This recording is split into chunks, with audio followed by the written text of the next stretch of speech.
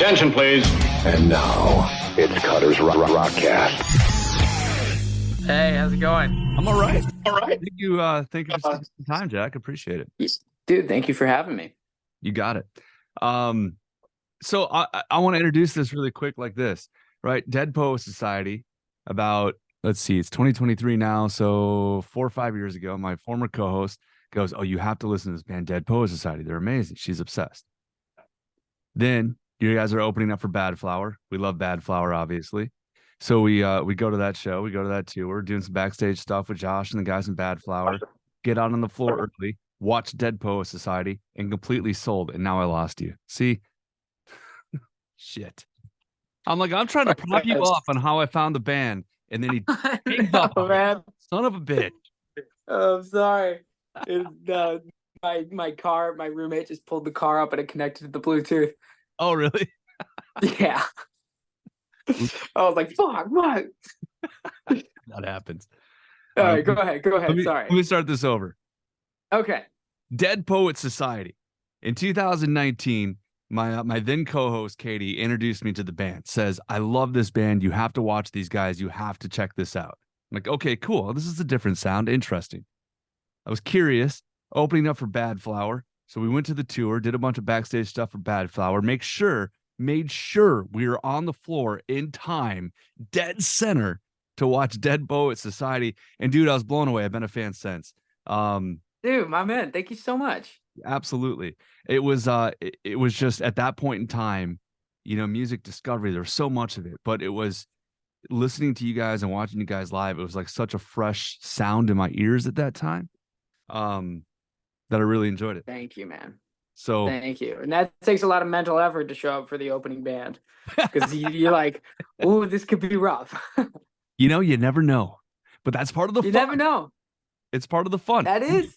We have fallen in love going and seeing the opening band, and we've seen such terrible opening bands that it made the headliner sound like shit. I mean, it just, it happened. There you go. Yeah, exactly. So that's my personal introduction to Dead Poet Society. It's cool to see the rise has continued to happen since then. A couple top 20 rock singles, an album that was acclaimed, and now here we are for the last conversation of 2023, ready to talk about a new Dead Poet Society record. It's awesome, dude. It's snowballing, and it feels really nice finally. It very much does. For anybody who doesn't know the band Dead Poet Society, because I mentioned the difference of your sound, when seeing you guys live and how it connected with me. There is such a dark tone and energy, and I don't mean dark as in like, oh my God, I'm depressed, but I mean dark as in, these bass lines that really shine through, this sort of tone, this darkness to the tone. How would you explain, Jack, as a lead singer, guitar player, the sound of Dead Poet Society? I'm just curious. I think that we got very lucky in the fact that very early on we discovered that each of us likes this sound that you're talking about, where no matter what the song sounds like, it has this one like sort of feeling of it's like what you're saying. It's like darkness, but not in a depressed way. It's more of like this ambivalent, dark, melancholic feeling that can derive into anger or sadness or some combination of those emotions. But at the same time, it has like a energy to it. And we were very fortunate in the fact that when we first started writing together, we discovered these like dark evil riffs that were derivative of metal, but not leaning into metal, and they were derivative of blues, but not leaning into blues. And we found this nice little middle ground that was like, whoa, we can create a lot of different stuff with this. And it's interesting to you take, because I think, right, and as a musician myself, it's always finding that groove and finding that sort of lovely middle ground of the things that you love, the influences that you have. So right, when there's a different kind of sound that's created within that, that's something to be proud of, I think, especially in this day and age where everything's already been written. It's just how are you going to do it? You know? Exactly. And I think that's what's so beautiful about like music these days is that it's because of things like, streaming platforms. Everybody has this weird opportunity to listen to everything Yeah. at once. At the same time. And I think that it makes it this awesome new playground of like, you don't have to be like, it's like you don't have to be just a hardcore band. You don't have to be just a metal band, and you can explore other routes and people won't hate you for it. And Yeah. and that's what we've always done. We just write things that we feel, and it's in that middle ground, that gray area of like we'll dip our toes into different areas of rock, folk, blues. And it seems to be working. It's definitely working for you. Now finally. Yeah, right, exactly. So you guys had this, you guys had an EP or whatever out in like 2015, 2016. I don't remember exactly when it came out, but the exclamation point record was your first full length debut album. You put out a deluxe edition last year. Mhm. Set me up from that to go into this new album. It's called, now, is it Fission or is it Vision or is it, I looked at it first and I thought it said fishing, to be honest with you. So I'm like, that's not, It's just going not naming fishing. a record called Fishing, to be Yeah. honest. No, the album's called Fission, Okay. and leaving our first debut album, we dropped that at like, the middle section of the pandemic. Right. And the first album had taken a while to write because we kind of had this mentality before we were signed to a label that it was just like, let's just put out songs left and right because nobody cares about us. Nobody knows we're here. So why are we going to write a full length album Sure. to nobody? Let's just write something and we think it's dope. Let's put it out there.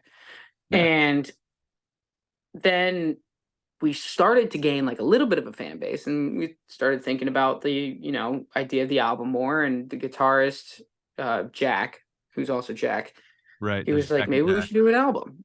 And he started pushing that more and more. And so we got, that album out finally in, mid pandemic.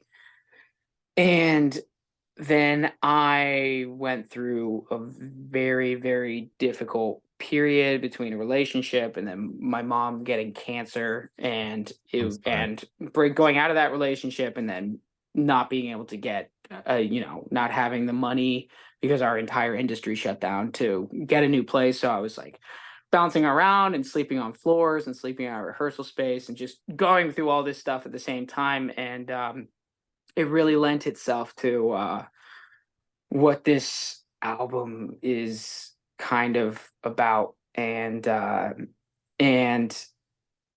some of it is, the whole band is very collaborative in their processes. So some of this album is what I was going through, some of it's what we were going through, some of it's what other people in the band were going through. And it's weird that like art, you kind of need suffering to like make art. Yeah. And No, you kind of do. but the also beautiful thing about it is that no matter what, life is going to give you suffering. And that's not necessarily a bad thing, as depressing as that sounds. You don't have to go looking for pain. It just kind of comes to you. And the way it worked out, was this album. And I'm super excited for it. It's diving way deeper into the different areas we pushed into. And we're trying new things. And not because just to try new things, but I think we're evolving as people and our sound is evolving, and as it should. Find me an artist, a writer, a musician, a comedian, a performing artist of some sort who hasn't gone through some sort of trauma, and I'm going to tell you, you found a unicorn. Just doesn't exist. I know, right? Or you're going to find somebody that nobody wants to talk to. Yeah, exactly. Or a really bad one. Yeah. But it's good to have that life experience in order to be able to sort of put that out into the world. I mean, even as a radio host, we talk about that, you know, having those life experiences of being able to compare to your listener base. There's a line in the press release you guys had put out when the album was announced about leaving you with the truth. And I thought that was a curious line, especially for a press release to talk about an album. What did you mean by that, by leaving you with the truth? Well, so kind of like a philosophy we have when we write is that the only thing that matters is feeling an emotion moment to moment. Mm-hmm. There's no music. So there's this woman named Jill Bolt Taylor, and she's a neurologist. Okay. And or some sort of neuroscientist, and she has this amazing TED talk that I recommend you look up. It's so sick. One more time. What's her name? Jill Bolt Taylor. Jill Bolt Taylor. Yeah. Okay. And she has this one quote from it that's just like, I think it encompasses everything art in one. And it's that she says, although we like to think of ourselves as thinking creatures that feel, biology tells us that we're feeling creatures that think. Yeah. Wow. And it's a cool quote. And how that ties into the way we write music is that we follow this guideline of like, art is nothing but feeling in a tangible form. And diving into that emotion as deep as you possibly can, there's no real way to lie when you are writing off of pure feeling.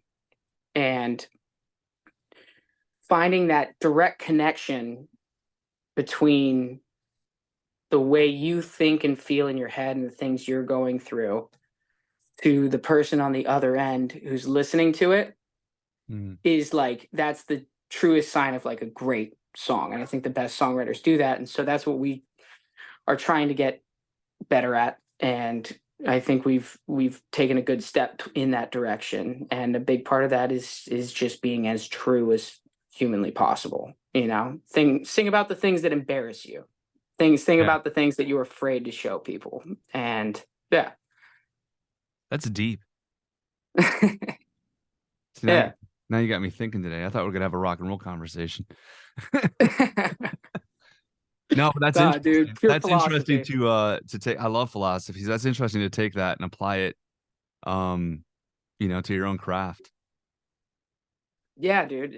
I think whether or not any artist thinks about it, that's what they're trying to do, you know? And because we're all trying to be, you know, express ourselves in the truest way possible.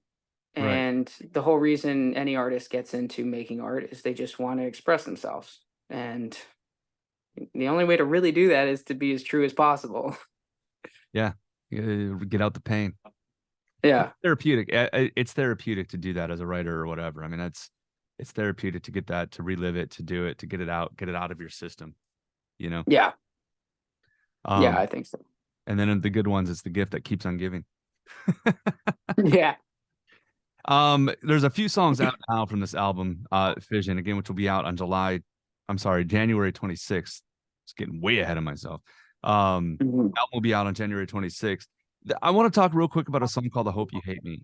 This was one of the first songs you released from this album, but there's a music video that goes with it that's so out there in a way, because it's interpretive dance with is it a TikToker who it's this guy named Brian Gaynor, and he's awesome, super sweet dude, and just unbelievably talented. I mean, his dancing is just like, when you see it in real life, it looks just as crazy as when you see it in his Instagram.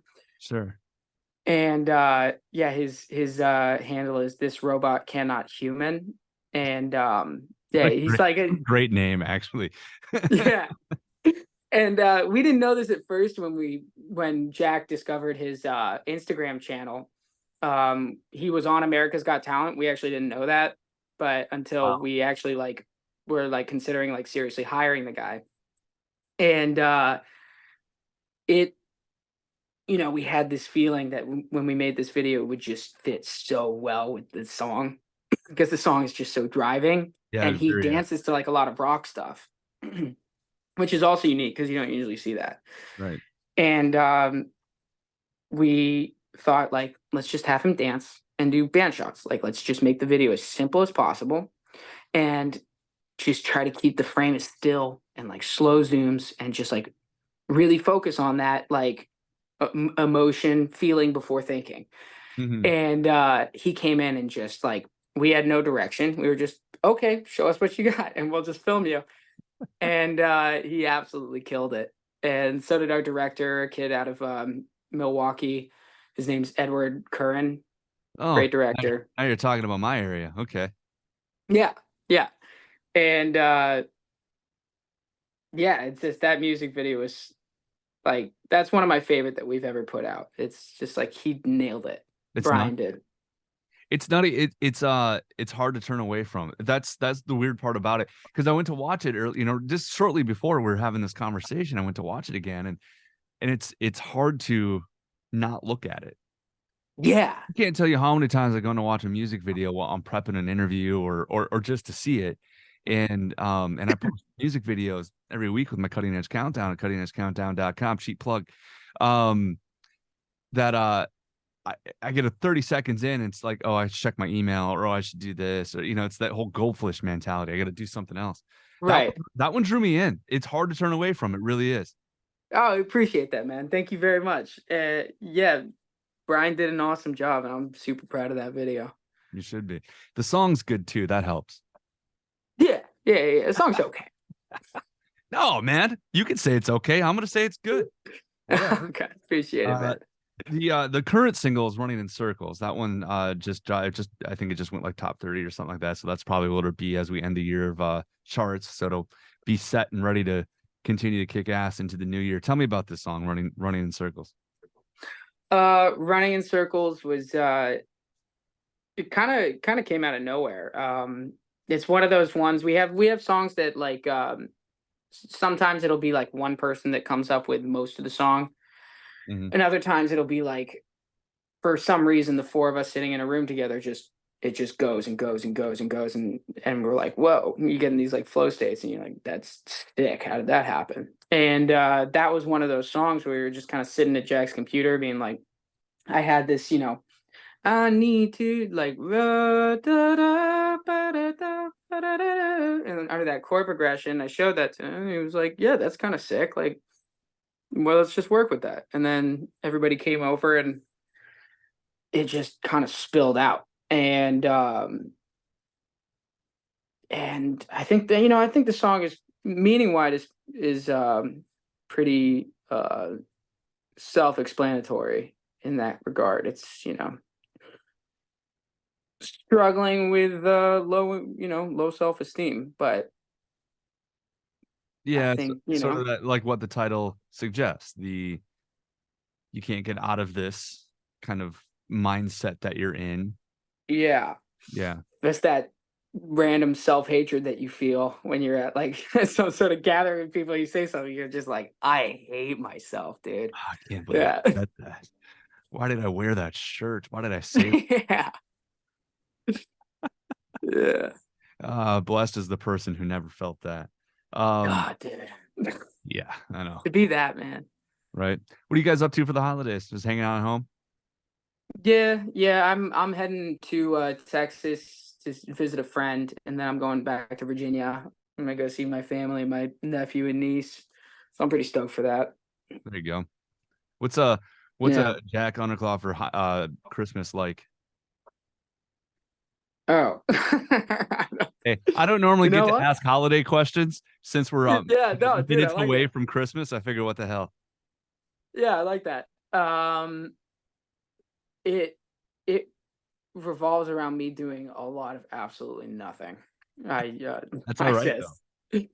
Yeah, I think with the band, being in this career, it's like you're either on 24/7 for like months, or you're doing absolutely nothing, just being a piece of shit for like 2 months. Right? So we're currently in the piece of shit phase, and I'm gonna ride it as long as I can. There you go. As we get into 2024, I know you guys announced a pretty extensive tour of the UK and Europe. Yeah, I imagine is good. You toured over there with Biffy Clyro, right? Didn't we you? toured the States with Biffy Oh, you stood. Clyro. Okay, because I was gonna say, because in I Europe would that love band to is tour like in Europe with Biffy Metallica. Clyro. Are you kidding me? It's insane. Sorry, say that again. I'm sorry. I was just gonna say because Biffy Clyro is like Metallica in Europe. I mean, they're just that's another I level. know. Here it's clubs, but there it's arenas. Um, so I was gonna say after opening those shows, then doing a headline run, that'd be pretty cool. Either way, it's gonna be awesome to Dude, go over to Europe and do some headline. they were all such sweet guys, and the way tours usually work is you go out and see each other play the first few times, and then people kind of do their own things. And since we Right, still do the van stuff, it's kind of hard to hang out with bands because you're driving when they're already there hanging out. right. And but from the times we got to hang out with them, they were such sweet guys. They're all just so insanely talented that when Oh, you watch them play, you're just like, how do you sing for 2 hours, dude? Like, I'm still like trying to figure that. out how to sing for more than an hour and 10. It's what You I know? play in a cover band, and we do 4-hour gigs, and I'm the style, I'm sure, doing all the classic rock songs that everybody does.